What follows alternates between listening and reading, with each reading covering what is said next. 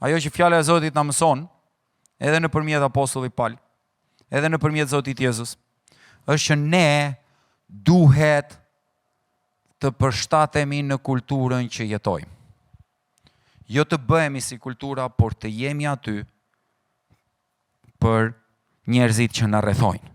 Shikoni, përshtatja, teologjia e përshtatjes ka të bëjë me nëse një komshiu juaj ka një problem serioz frymor. Të gjithë kanë, sepse Bibla thotë që lufta jonë nuk është kundër trupit edhe mishit, por kundër pushteteve, fuqive dhe principatave. A do drejtohet ky komshiu jot tek ty?